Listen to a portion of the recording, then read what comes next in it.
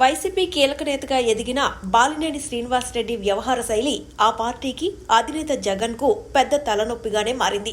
రెండోసారి మంత్రివర్గ విస్తరణలో మంత్రి పదవి కోల్పోయిన బాలినేని అసంతృప్తిని బహిరంగంగానే వ్యక్తం చేశారు. అదే సమయంలో బాలినేని తన ఎమ్మెల్యే పదవికి రాజీనామా చేస్తారనే టాక్ వినిపించింది. అయితే జగన్ బుజ్జగించడంతో బాలినేని వెనక్కి తగ్గారనేది ప్రచారం.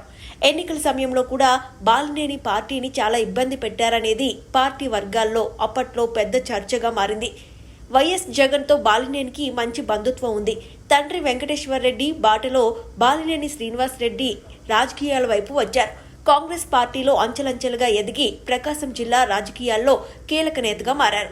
ఆ తర్వాత వైసీపీలో చేరి జిల్లాలో మంచి నాయకుడిగా వైసీపీలో సీనియర్ పొలిటీషియన్ గా గుర్తింపు తెచ్చుకున్నారు.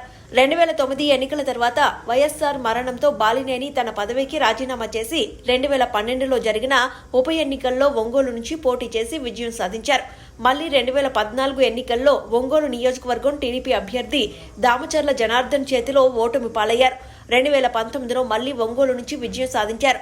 అదే సమయంలో సీఎం జగన్ కేబినెట్లో కీలక శాఖల మంత్రిగా బాలినేని బాధ్యతలు నిర్వర్తించారు.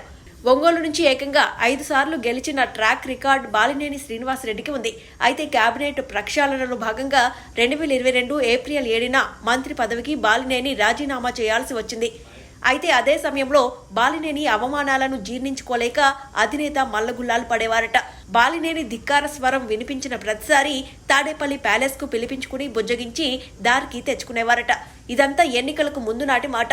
ఎన్నికల్లో చివరికి ఏదో విధిల్చినట్లుగా ఒంగోలు అసెంబ్లీ స్థానంలో పోటీకి బాలినేనికి టికెట్ ఇచ్చారని బాలినేని ఆరోపించారు.